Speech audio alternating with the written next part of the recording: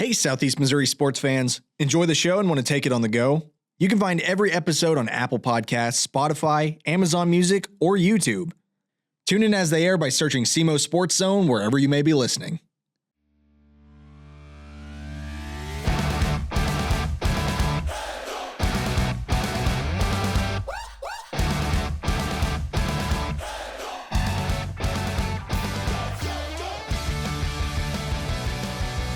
Welcome to the SEMO Sports Zone, presented by A-Corp Sports. We're about halfway, maybe a little bit, 3/4 of the way through districts. Dave, how are you doing today?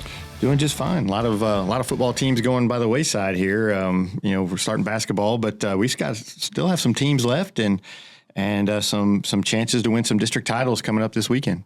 Yeah, what team on your radar right now is kind of the most surprising that you've seen from this district play? I don't know if really surprising, but I think Charleston's the one that's kind of, I think they've got a chance to maybe, make some noise a little bit. I don't know if they can beat a St. Vincent if they win this week against Crystal City, but they kind of look like they have that ability to maybe, have a chance. I think they've got a good chance to win against Crystal City this weekend. Dexter, it's what we've seen all year, and kind of what we expected. Same with Cape Central, Jackson, Crothersville. Everybody else is kind of doing what we thought they would do. But I think Charleston's kind of the surprise this year of hey, they might have a chance to win a district title. Yeah, I could agree with that. I mean, we've kind of been talking about Charleston all year of just kind of being that sleeper pick.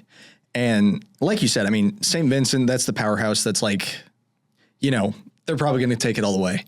But for Charleston to possibly come away with 2 district wins in this year, I mean, that's impressive. Yeah, and they're going to have to play better than they did the first half Friday night. I mean, they kind of really struggled to wake up that first half, but then they scored 34 points in 3 minutes in the third quarter. They kind of exploded there and put the game away early in that third quarter against Chaffee. But that's not how you want to play. You want to make sure that you come out. Whether it's Crystal City, St. Vincent, or who, once when you're further in these district games, you got to make sure you come out and play hard from the start and are clicking from the start. And those bye weeks can kind of come up and catch you. I think it caught Dexter a little bit, caught some other teams that had some bye weeks, and they kind of get off to slow starts, and you just have to work through those. Yeah, I've been noticing the shift in tempo, especially when they have a week off, to kind of, regress a little bit in their play style. But, a lot of teams are turning into second half teams, and that's great. That'll get you a win, but you want to get that punch in the mouth off early. Yeah, because if some of these teams, you don't want them hanging around. Don't give them a little bit of confidence, because that's the worst thing you can do to a team that you should beat. And Dexter almost kind of ran into that against Fredericktown. Fredericktown's not a terrible team, and they kind of let them hang around for a while before they could kind of put them away. And the championship teams don't do that. So, you've got to make sure that you come out and start strong. And these bye weeks, though, they're tough because you've been playing, you've had the same schedule for 9 weeks, and all of a sudden you've got a week off here and you're kind of beat up and stuff. And it's just kind of hard to get back into that routine and you see what's in front of you, but it's still just really hard to get in that routine whenever you have that kind of blip. A lot of times you hear teams, homecoming week is the same way, because you kind of get out of your routine a little bit, and teams kind of struggle on homecoming week. So it's kind of the same thing there. But yeah, so none of these teams are going to be having bye weeks next week, so there's no excuse to come out slow or anything. This next game. So hopefully they'll get that remedied. Yeah, you got to think about how tough it is taking that week off, and also if you're having to travel, because once you start getting like further into these brackets, when you have multi-hour trips to your games, I mean that's gonna wear on you a little bit. Yeah, just ask Haytide. I had to drive almost 5 hours up to Vandalia yesterday and play in the rain, and that didn't end up well. They scored first, but it was all downhill after that. It's tough to get on these buses and drive all day. Then you've got to come out and play a football game, and it's hard to get loose after those trips, and you're not used to making those trips. You're making an hour trip during the regular season. All of a sudden now you're making a 4 or 5 hour one. So yeah, that plays just a huge impact in a game. Yeah, especially when you're playing a team that you really have no idea what. I mean, unless you're looking at film, you really don't. We didn't know anything about Van Far for the most part. Yeah, and you're right, because a lot of these teams we don't know anything about. And really, Charleston's going to play Crystal City, next week. They don't. fortunately, Crystal City has played. They played Malden, which Charleston played, and they played Sykeston. So that's a team that you're fortunate there. But typically, you're not going to know what Crystal City really has except on film. So you really don't know till you get in there what they have, and it's different. It just changes the game for everyone. How do you think this district play kind of separates teams out? Because like when we get into these situations like these, I mean, it's the core part of, state championships, but you're taking teams from like very different areas and putting them close together. Do you think that like that really changes how you have to look at your gameplay?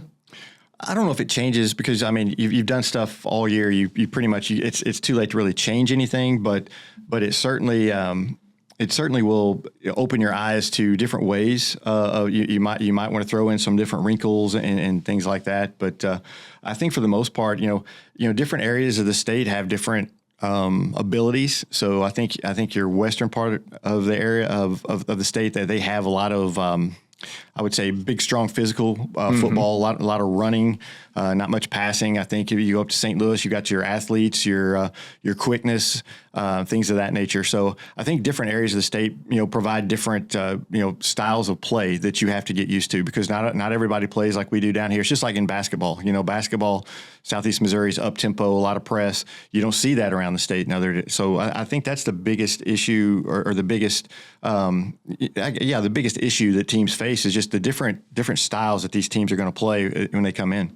Yeah, I could definitely tell that we get teams in our area definitely get caught off foot when it comes to like, even playing against teams that can actually throw the ball. Like that's something that we don't typically do down here that much. Like we're very run heavy offenses. And I definitely saw it whenever Dexter played Fredericktown. Once Fredericktown started to air it out a little bit, that's where Dexter started to struggle. Yeah, Dexter seemed like their back four kind of back there kind of got a little lost in some crossing routes and things, and you don't see a lot of that down here. And it's every team's going to bring something different, but yeah, you're exactly right. I mean, just the different aspects of play. I mean, you've got to be able to make changes and adapt, because you're going to see things that you don't normally see down here, and that's a big thing. Dexter fortunately was able to adapt and shore up that back end and stop getting the pass interference penalties and stuff. But I think they were just kind of confused by some of the stuff they were doing with those slow crossing routes and the wheel routes and things. So you've got to just, and I'm sure that they're going to be watching film and be ready for it, because St. Genevieve watched that, and they're going to be trying. I'm sure they're going to be doing some of the same stuff. Yeah, I mean, so I was there for that game. Dexter played kind of, I would say, sloppy against Fredericktown. I mean, once you got past the half, there was no doubt that Dexter wasn't going to win that game. But, all the penalties they got, high tackles, things like that, that's just kind of sloppy, and you need to clean that up. Yeah, 10 penalties for, let me see here. What do I have? 10 penalties for like 110 yards. That's a lot of penalties. And, you're not going to win a championship that way. You're just not going to be a championship caliber team with 10 penalties. And they were bad penalties too at times. They were penalties that and there's never a good time to have a penalty, but man, some of the penalties were in just bad times. Continued Fredericktown drives and stuff, and you just can't do that against a really good team. Mm-hmm. And I can definitely tell too that, call it for what it is. Once Dexter loses these seniors, they're going to have to kind of clean these things up a little bit. But, they made some sophomore mistakes, especially with clock management.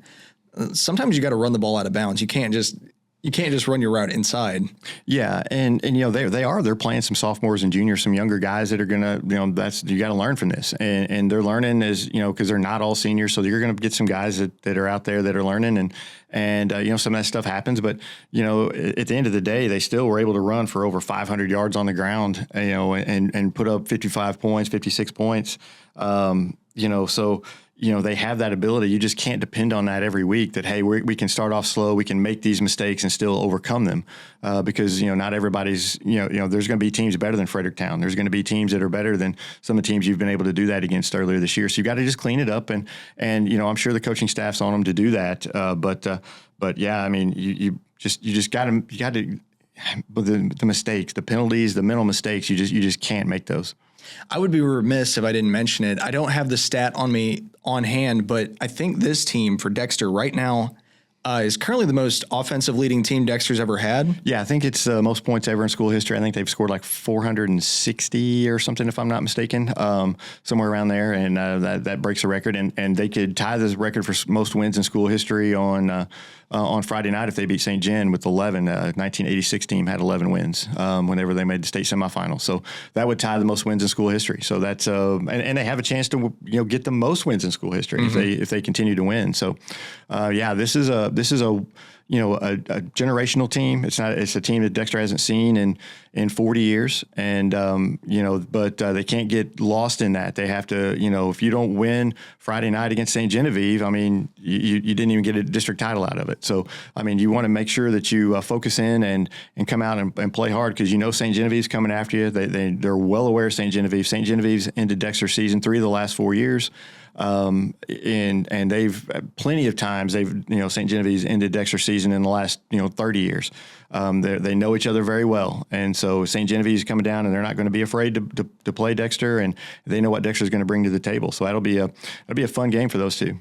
Yeah, every time I look at that on the schedule now, I just keep thinking, hey, last year, I mean, that's the narrative that you're going into, is that Dexter's probably going to one, win a district title, 2, get their give back.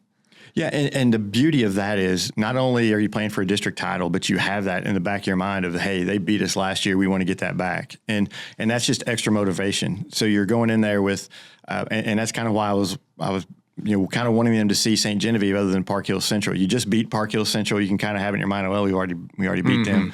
Well, now you're playing a St. Genevieve team who ended your season, 3 of the last 4 years, and they're a team that you probably feel you should have won that game last year and just didn't. It was a down to the wire game, and now you've got the ability to erase that and take them out and move on and win a district title. So, I mean, if you ever needed any more added motivation to a district title, Dexter has it. So I think that's good for them, and hopefully they come out and strong and jump on St. Genevieve and don't start out kind of sluggish like they did Friday night. Let's talk about Cape Central really quick. They played a very close game against Poplar Bluff. What happened there? Yeah, they came out and they were able to, they in full force for the most part. Boyd and Thomas both were running. And they did a good job. Poplar Bluff has improved a ton since that. I would say since that Sykeston game, they've really improved their game. Poplar Bluff really kind of drained the clock a little bit. They played keep away and try to keep that Cape Central offense off the field. But Cape Central was able to, it was 14-14. Cape Central was able to get a couple of scores and pull ahead, and Poplar Bluff just couldn't catch them, fell by 1 score. But that's a much improved Poplar Bluff team. Cape Central, I mean, even though they only won by 1 score, you can't hang their head. I mean, they played well. Poplar Bluff was just up for the challenge, and that's not a bad football team. So, now Cape Central's got to, regroup and continue to try to get healthier and play a really, really tough Cardinal Ritter team on Friday night. I think it's Friday night, maybe Saturday, but they're going to have to play them. And Cardinal Ritter is one of the best teams in the state. And so good luck to you, Cape Central, because that's going to be a tough one. Yeah, I mean, narrative-wise, so I think about it this way, like, this game against Poplar Bluff would not be kind of not a cakewalk game at all. But in the season, that being on your schedule, that's more of like, okay, we expect to win this game. I think once you get into districts, you're not expected to win every game. And having a tougher game like this I would say it's probably good for you. Yeah, I don't think it hurts them at all. As long as you stay healthy in those games, I don't think it hurts at all, because you had to overcome a little bit of adversity. Hey, it's 14-14. And you've been kind of steamrolling teams all year long, so it's nice to know that you can you win one of these close games if you get into a close game. At the same time, it's just they had over 370 rushing yards.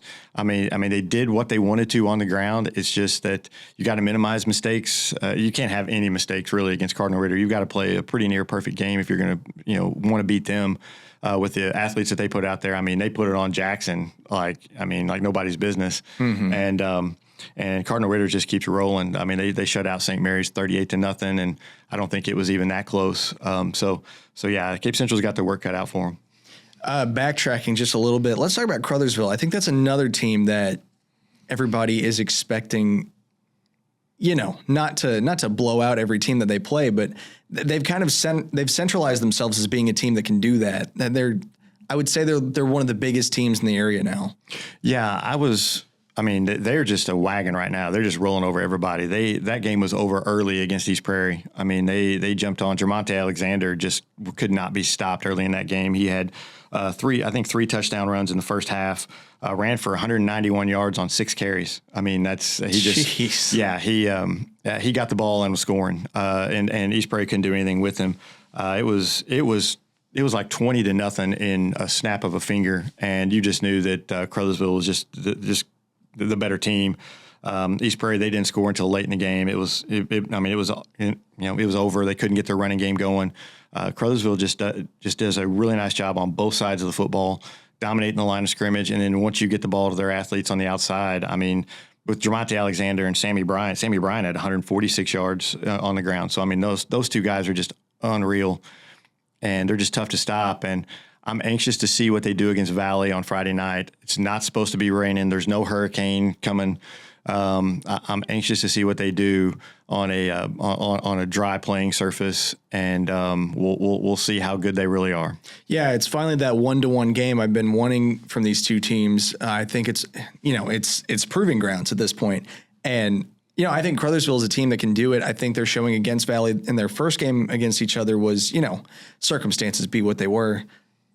Win every game that you can, but now that we're moving into this game, I think it's going to be closer, if nothing else. I don't know if Crothersville's going to win it, but it's definitely going to be an even playing field. You're going to see them show out a little more.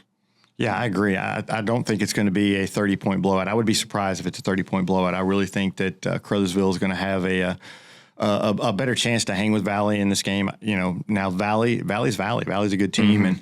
and it's they kind of handed it to Kelly the other night. It was 46-0 at half, and they just kind of dominated them. As we talked about, we kind of expected. Kelly got a couple of scores late to make it a little more respectable, but Valley's just a really good team. They are tough. They don't have any deficiencies really. Their offensive line's tough, and it's been a while since Crothersville beat Valley. I think it was 2019, so it's been a while. But that no hurricane really helps Crothersville. Yeah, I really think that helps Crothersville. I want to see what they can do on a dry field and see if they are able to use some of their speed. So currently with Valley and St. Vincent both being as good as they are, is that kind of unprecedented? Would you say?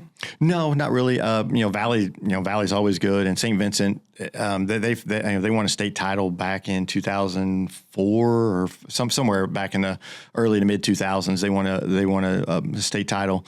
I mean, St. Vincent's had some really good teams too. It's just that they're not in the same class anymore. Mm-hmm. Although I would assume that St. Vincent, if they win another district title, would probably bounce up. But Valley with another district title might bounce up to Class 3, back to Class 3 again. So I don't know that, you have that multiplier championship point system now in Misha, so it's kind of tough. But when they're both in Class 1, they used to have some good battles. And, it was, Valley won most of them. But I think, they're two good football teams up there. Moving on, let's talk about Jackson. How did they fare against Lindbergh? Jackson did what Jackson does. They were able to shut Lindbergh down for the most part. The defense has been fixed for Jackson. We said what about 6-7 weeks ago? Well, their defense isn't that good. Well, mm-hmm. Since then they're averaging they give up less than 10 points a game. Since then, and some of those are like on interception returns and stuff. So that's not even all on your defense. Some of the points that they've given up. So, I mean, they fixed the defense, and they look really good right now, offensively and defensively. Drew Parsons is playing out of his mind. He had some big touchdown runs, not just throws, but he had some big touchdown runs against Lindbergh. They look good all up and down. I think it's going to be tough for Seckman to beat them. I know that they've kind of owned Seckman in the last few years. I think Seckman hadn't beaten them since 2010, I think. So I'm like, they know how to beat Seckman, and I don't care if they're coming in undefeated. Jackson is rolling right now, and they're going to be tough to beat. I do think it's hilarious that at the very start of the season, Jackson takes 2 losses on the season, and we kind of just settled on, oh, nope, it's over. Yeah, well, I mean, I didn't realize how good, I knew how good Cardinal Ritter was. I didn't realize how good Edwardsville was. That was kind of the one that kind of surprised me. I thought that Edwardsville would win that game and beat Jackson, but I didn't think it would be a beating the way that was. Yeah. But you also take into what happened that week. Jackson was supposed to host that game on a Friday night. You have your school canceled because of some threats or something, and so then you have to switch that game, and all of a sudden, again, we talk about being out of your routine. So you got to get out of your routine. You got to get in the bus. You got to drive up to Edwardsville to play a really, really tough team. And they come out early, and I think we didn't take all that into consideration at the time. As at least me personally, I didn't take that into consideration at the time as far as how the score went and everything. So, but since then they have righted that ship, and they look like the Jackson that we thought Jackson was going to be, and they're right where we thought they would be. They're playing for a district title, and I fully expect them to win the district title against Seckman, and then of course you run into some pretty tough teams after that, but just to win a district title, that's a great season for Jackson. That's kind of what we thought when the year started, but it just, they a little bit early, they had us a little worried that they weren't what we thought they were.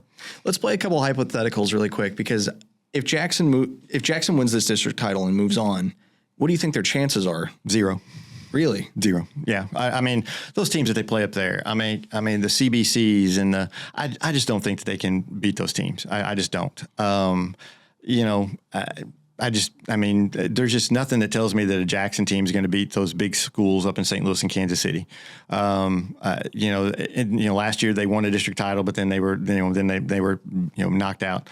And there's nothing wrong with that. I mean, and basketball is the same way. They win district title in basketball in Class 6, but then those teams are just different level when you get up there, and they're big and strong, and those teams like CBC and DeSmet and those teams, they're loaded with talent. I mean, they're D1 guys that are going to Texas and Ohio State, and Jackson just doesn't have those players. And you saw how they did against the Cardinal Ritter. You saw how they did against an Edwardsville, and I think it'd be pretty similar. Same question for Dexter then. Dexter would have more of a chance, I think, because they're not playing the teams as big. I tell you what, a lot of people were shocked by the Lift for Life just hammering number 4 Borgia, 42-2. And that game was over early too. They just destroyed. Lift for Life is good. They came down and played Cape, and gave Cape all they wanted a few weeks ago. We've seen Lift for Life in years past. They're took out New Madrid. Yeah, they're full of athletes. They don't have a home field. I mean, they're used to some adversity playing on the road. That's not going to bother them. Although I think Dexter would be playing somewhere up there if Lift for Life were to get out of there. John Burroughs would be the other one. Dexter knows John Burroughs. Last time they were in the quarterfinals, John Burroughs knocked them out. I believe that team had Ezekiel Elliott on it. Maybe some people have heard of him. I don't think he really played much that game. I think he was a sophomore, or I think he was a sophomore on that team. But yeah, that's who Dexter would probably face in the quarterfinals. Winnable. I mean, I think they're winnable games. Do I think Dexter goes up there and wins? I don't know. I mean, I don't know if they would be the betting favorite, but I could see it. Then you maybe get like a Seneca who's been number 2 all year in the rankings in the semifinals. Winnable. I mean, it's not. I don't know if Blair Oaks. They return a lot of players from last year's team who was really good. I don't know if that's how winnable that game would be. But I mean, hey, the beauty of it is there's only 2 teams playing whenever you get that far, and you've got as much of a chance as the other team when that ball's kicked off. So, I mean, you would have a chance, but at the same time, they're going to be tough teams, and they're going to be tougher teams than what Dexter's played up to this point. I think in a way too that Dexter handles its adversity very well. Anytime they end up in these situations a lot where they get punched in the mouth early in the game. We keep saying Dexter's a second half team, and I agree with that. At the same time, I do think if Dexter wants to go further in the state championship than they've made it in years past, for sure, you need to start to clean that up too. You have to be the team that's punching them in the mouth and staying in it consistently. Yeah, and one thing I like about this Dexter team is how physical they are. I think that that's a big thing whenever you get into districts, because those other are in the state playoffs, because those teams are the same type teams. They're going to be trying to punch you in the mouth too. So you have to be physical. You have to be able to absorb it as much as give it out. And I think this Dexter team's got a lot of weapons. You can't just key on one player, which I think is good. I think the defense keeps him in a lot of games, although, you've got to shore up that back end from what it was Friday night, because that wasn't the greatest. They're going to have their work cut out for them against St. Genevieve. St. Genevieve, is a good football team. They everything kind of runs through their quarterback. They're going to kind of come out in a spread, but they're going to be very physical, and they're going to. It all depends on like the quarterback. He's going to do a lot of quarterback runs, quarterback counters. it's all going to run through that quarterback. If you stop him, which I think Dexter can, and I think then Dexter can move on, and then you get a Lift for Life. And Lift for Life is, assuming they get past John Burroughs, is going to be a team that's offering a lot of speed. Mm-hmm. And I don't know how many teams Dexter's seen this year that has a ton of speed. I don't think very many.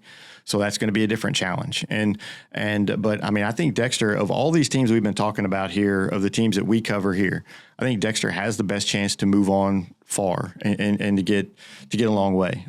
They have to play well. They have to cut out penalties and mistakes. But I do think that they have the best chance of any of them, Cape Central, Jackson, Crothersville, any of them, to make it far. I think they're going to be the last team we're talking about on here, football-wise.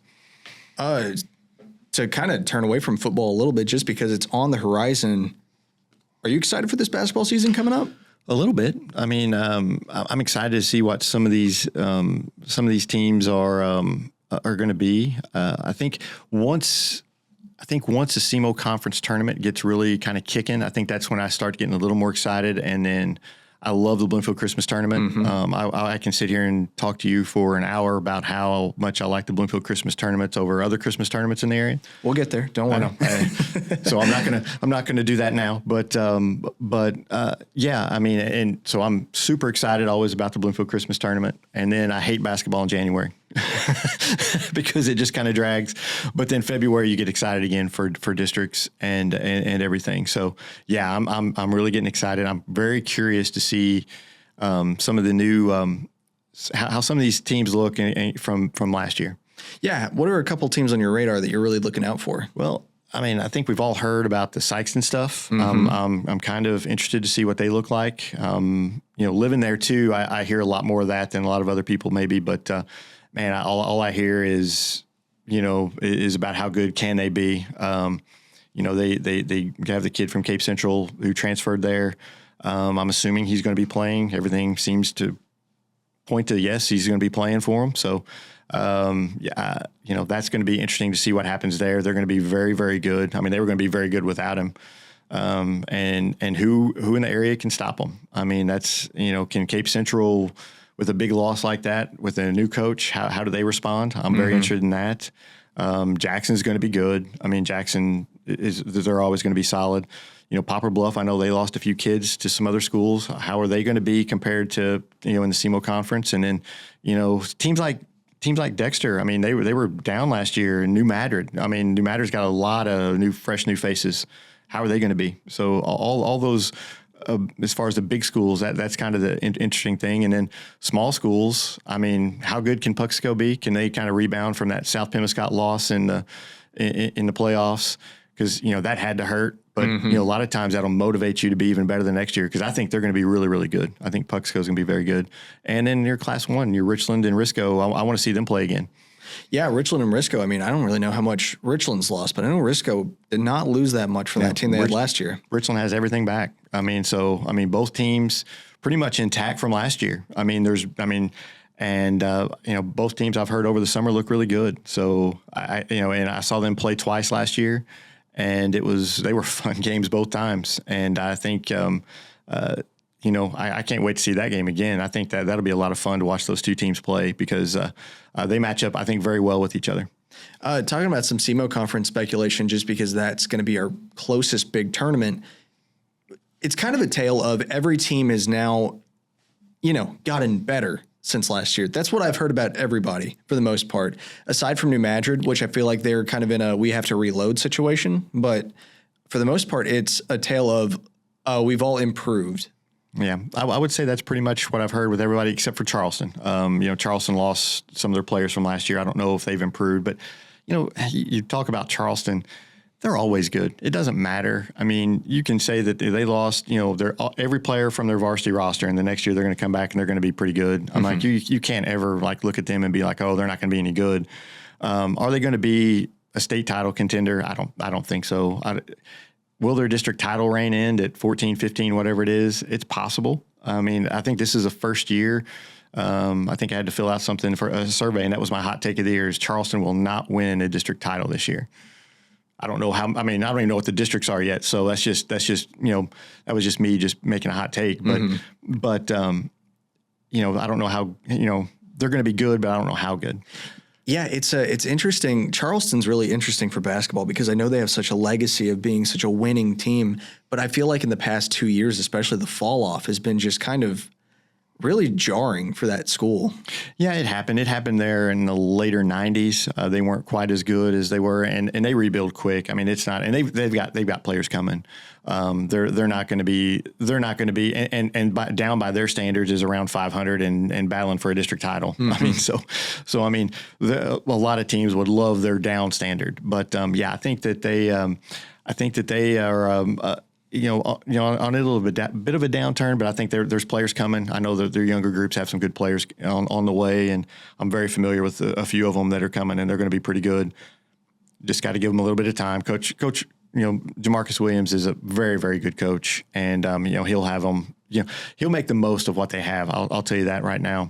And but as far as New Madrid, New Madrid's got some freshmen that are going to be playing, and they've got some other guys that last year didn't really get the publicity that they probably would have gotten had they not had a couple of guys in front of them like Jadis Jones and B.J. Williamson. I mean, those two kind of got the headlines, but they had some other players that were good that are back this year.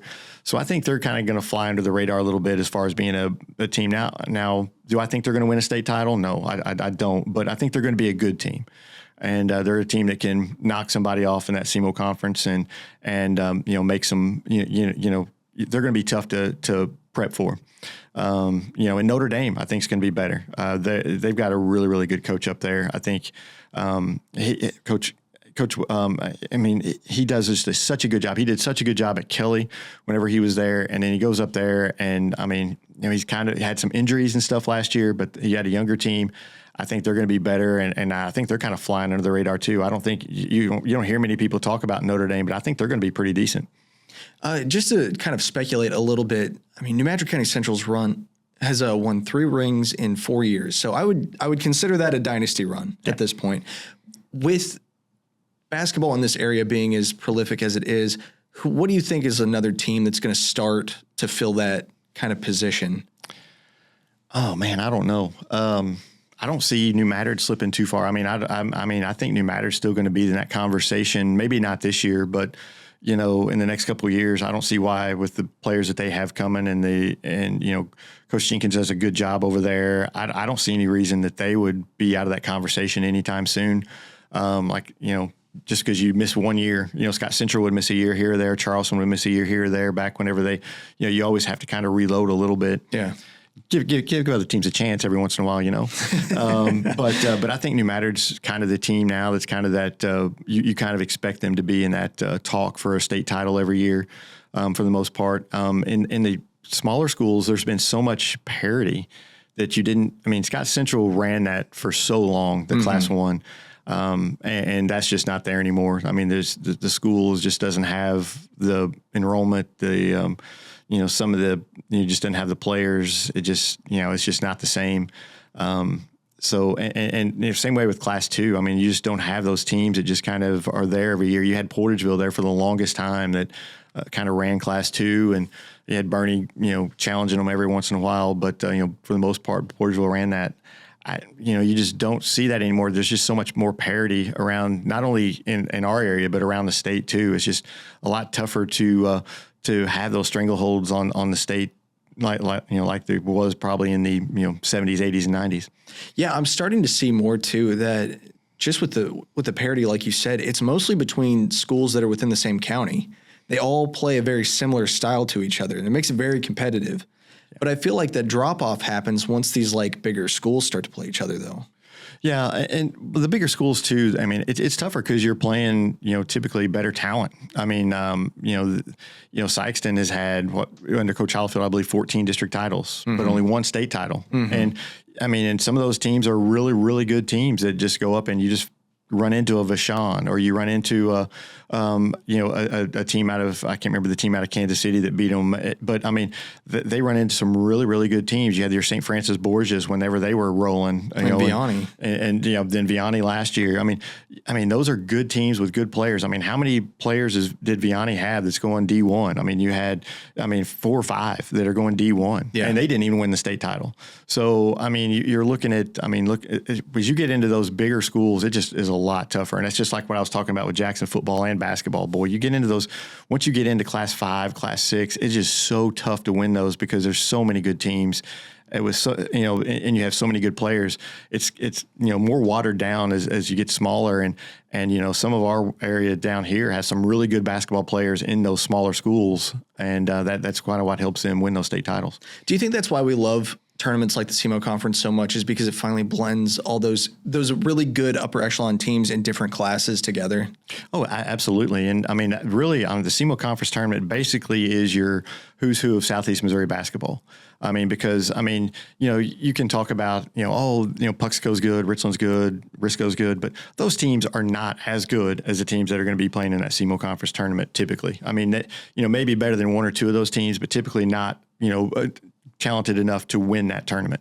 So you're basically getting the best of the best in Southeast Missouri, and it's just, you're watching the best basketball player or best basketball teams in our area play, and that's why it's such a good tournament. That's why I think it gets such fanfare. I think that everybody talks about it just because all those basketball teams are typically good, and we just have a very good area of basketball down here. Just the style that we play is fun to watch. You go anywhere else in the state and you're seeing a lot of games that are 50-48, and you go to the SEMO Conference tournament and you've got you got a lot of 75, 73 games. I mean, you got more up tempo games, a lot more scoring, a lot more high flying press, and a lot more exciting things than just dribble it up and slowly pass it around. You don't teams around the, different states are like putting in a shot clock for things. I'm like, well, you don't need a shot clock typically for the SEMO Conference tournament unless you have an occasional. Lamont Frazier at Poplar Bluff used to hold the ball a little bit, but outside of him and maybe occasionally Coach Mack at New Madrid in a close game. Yeah, I'd see that a few times. Yeah, other than that, I mean, really, there's no holding the ball in any of these teams around the area. So, I think that's another. It's just the brand of basketball is exciting to watch. I do think it's interesting because ever since the conversation started about the shot clock, I've heard 2 different opinions that it would speed up the game or it would take all the strategy out of it. Because sometimes you want to hold the ball like that. I don't have that mind for it. I just think it's kind of boring to watch somebody bounce the ball 38 times and then, run 3 minutes off the clock and still end up losing. But that's just me. I've always said, if you want to stop that, go trap the ball. Sure. If you want to stop that, go trap the ball. If you are that concerned with them stalling the game, make them attack the basket, because you can do that as a defense. If you're just going to sit back in a zone and just let them hold it, then that's on you as much as them. So, for me, I don't think at least for our area, I don't think there's a need for a shot clock. Some of the best basketball, as far as prettiest basketball I've seen, is back in early 2000s. I think Graves County, Kentucky, they would win games 38-28. But they would just pass. The way they would pass, they wouldn't hold it, but they would just pass the ball until they got that open shot or that backdoor cut, kind of the old Princeton style. And they were just fun to watch. Alan Hatcher was their coach, and man, they were just fun to watch. It was just beautiful basketball. They didn't score a lot, but I mean, they would just wear you down with their passing, and that was fun. I don't have a problem with that. I mean, I don't want to see someone just stand out there and hold the basketball, but at the same time, I'm like, if as a defense, you can go out there and stop that. Sure. We're a very bang the boards kind of area, I would say. So too, that it's funny that's the dichotomy of it, is that you get really lax in your defense when somebody's just kind of holding the ball back there, where it's like, well, now we cannot let them get past the line. And that's the I don't know. I always think that's funny, where it's like, that's when you stop being super aggressive, is when they're ready to kind of stall the clock out. Yeah. And a lot of teams, like I know teams have tried to do that against Sykeston, and it makes sense for teams that are kind of outmatched a little bit. I know that Dexter with Coach Josh Dowdy did that a few times against Sykeston, and really caused them fits by just kind of pulling it out, slowing it down, really taking them out of their game. And then Sykeston kind of learned how to counter that, with their defense. And so teams don't really do that anymore. Cape Central tried that, I think, once or twice against Sykeston. It didn't work. So they had to kind of counter that. And, I think I don't want the shot clock because I think that's something that teams that maybe don't, are a little bit outmatched, they can kind of do that to another team and not necessarily hold the ball, but kind of, spread the floor and bring them out of whatever they want to do and kind of get people in some get some spots that you can get some back cuts to the basket, things like that, and all of a sudden you've got a ball game where you were probably expected to lose by 20 points.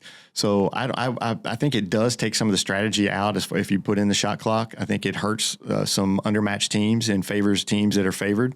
But at the same time, it's basketball. That's the way basketball is played once you get out of high school. So if they choose to do it, then that's just teams are just going to have to adjust. So you have been around this environment a lot longer than I have at this point. Far too long. So in your opinion, how has style changed in the past few years? Because I've begun to see a shift kind of in play style even recently. It's always been up tempo. It kind of runs in spurts as far as like full court press, and then teams kind of figure out how to beat the full court press. And so you kind of change it up to some half court press and do some different things, but it's always aggressive defense in this area. As far as that's kind of the one thing that I've always noticed, aggressive defense, and it's always been more up tempo than the rest of the state. Now basketball takes, it's different because now you have more 3-pointers. They're shooting more 3-pointers than ever before. So that's a different part of the game that, everybody has to take into account. But I think teams that, around here, while things change, they always stay the same as far as that aggressive defense, whether it's full court press, half court trap, just a real aggressive up tempo style. You're going to see more points scored in Southeast Missouri than you do the rest of the state. Do you think that the kind of general dissolve of like the 5-man position is starting to affect this state too? Yeah, that's just overall basketball. The post up center is no longer really a thing anymore. It's more of a 5-out game, drive to the basket. Unfortunately, I remember the days where you had your post up guys, and you had teams like Malden in the 80s with their Twin Towers when they won a state title. You would just feed the post, and you really don't have that anymore. Now it's kind of outside in almost. You get to the basket. If it's not there, you kick it out for a 3. That's kind of the what we're talking about for basketball now. So in that way, it's changed a lot. But it's that. I blame Steph Curry for shooting all the threes, but yeah, it's that way all over. I coach a lot of youth basketball, and these kids come out there in 3rd and 4th grade, and all they want to do is shoot threes. And I'm like, these kids can't even get the ball to the rim. That's all they want to do is shoot threes. There's not much skill as far as low post skill anymore. There's very, very few good big men in not only Southeast Missouri, but the state anymore. As far as really good skilled big men. You just don't see them very much. Yeah, I'm starting to notice that you're right. It is kind of the malaise of like everybody's kind of performing the same tasks that they need to. And well, I think that is kind of a more general, it's a general flow for everybody. You do start to see like when you have those more like highlight players that they can do it all, but they have their spots. Not that they have a dedicated position, but like think like Jadis, think like BJ, things like that. But when it comes to shooting threes, Tristan Wiggins was probably my player of the year last year. Oh, yeah. and Sykeston always has, it seems like 1 or 2 guys that can just really shoot the 3. And he was a quiet threat. Yeah. Because it would happen. It would happen like you knew it was happening when it happened, but it was so sneaky where it's just like backwards pass to Tristan, sunk a 3. Mm-hmm. Crucial moment. Yeah. And the way the way Sykeston plays and the way they've played for several years is it's very unselfish. And the guys like, Dontrez last year would kick the ball out to him because, he would draw the double team and he would just know, okay, hey, I got Tristan out there who can hit that 3. And Sykeston plays and plays and plays and plays and plays basketball. Those kids, that's all they do is play basketball. And it's kind of the old Scott Central thing. What Scott Central used to do, just play basketball all the time. They know where each other are going to be. They play together very well. They're well coached. Sykeston's got a great coaching staff and they just listen to the coaches and the coaches preach that, hit the open man. And their coaches are not, Coach Hollifield is not one to say, don't shoot. I mean, Sykeston lost a district championship game. I think it was maybe 8-10 years ago. Tyler Wagner and I were doing the game, and Sykeston just could not make a three. They were, I mean, they were like 1 of 32. I mean, it was something ridiculous like that. Coach, never once was Coach Hollifield like, don't shoot. Some days are just going to be like that, but 90% of the time, your guys are going to hit those threes. And you just hope it's not going to be a district championship game where they don't. Right. But yeah, I mean, he's not someone who says don't shoot. I mean, he wants them to shoot. He wants them to be aggressive. And when you've got guys that shoot like Tristan Wiggins, I mean, they're going to make you pay more times than not. Do you think it's the biggest separator that Sykeston has so much talent to pull from, or do you think it's more the coaching staff that kind of makes their team what they are? I think it's a little bit of both. I mean, I think the coaching staff is terrific. I'm biased because I know them, but I think they're terrific. At the same time, they've got good players, and they start early. I coach youth basketball over there. Then that youth basketball starts in first and second grade, and those kids start playing there. And they'll get them out in AAUs in the summer and in summer groups and when they're younger and they just play, and they've got a good coaches to kind of lead them. They've got good talent to draw from. I mean, really basketball took off there in the late. I mean, 2008, 2007, right around in that area, 2009, basketball just kind of took off in that Sykeston area, and it's for Sykeston itself, and everybody wants to play. I'm like, there's 2 youth basketball leagues there. I mean, not just one, but there's 2 youth leagues. A lot of places you can't find one for kids, and you got 2 youth leagues in Sykeston. So, I mean, these kids are around it all the time. There's gyms everywhere available for kids to go play. They play in the parks. There's always people playing basketball in Sykeston, and I think it's just the thing to do in Sykeston for a lot of the kids, and they just want to be a part of it. And when you have a culture like that, it just breeds good basketball players every year. It sounds like the culture that Malden had back in the 80s. Yeah. It's funny because I kind of grew up in Malden in the 80s. I grew up in Dexter, but my grandparents lived in Malden, and my grandfather was a preacher, and across the street was a school. And so I would go over there, and the guys, people who are old, if they're listening to this podcast, will know the names Ray Pugh and Robert Eisen and Donnie Jenkins. And those guys were out there playing basketball all the time. And I would go out there and just sit there and watch them play in the park. And yeah, it's exactly like Malden, exactly like Charleston. Charleston's always been that way too. You go to Charleston, you're going to find a basketball game going somewhere. Those kids love basketball, and the Sykeston Charleston rivalry doesn't just go, in the gym on one Friday night in January every year. They play in the parks and stuff, and those guys know each other really, really well. There's a lot of games that are going back and forth between the towns, in the summers and the fall. And, it's just basketball is just they're just basketball schools in that area. And, as much as I love football, I want them to be football schools, but at the end of the day, they're basketball schools. But Sykeston didn't used to be that way, I would say, until the mid 2000s or a little bit after. I think Sykeston's really kind of taken that basketball school mentality on since then. I think it is so funny because I'm kind of in that same wavelength as you are. It's like, I love football. I love all these schools to be football schools, but I see it like this is a basketball area for sure. Oh, absolutely. Yeah, no, I can't wait for this season. Honestly, it's always exciting once we get to this point because I can feel the energy in our office, especially everybody's like, I can't wait to see. And we're all from different towns around here. I'm from Dexter, obviously, but we've got people from East Prairie, from Risco, from Malden. So we're spread all out, and we all have our favorite teams that we're excited for.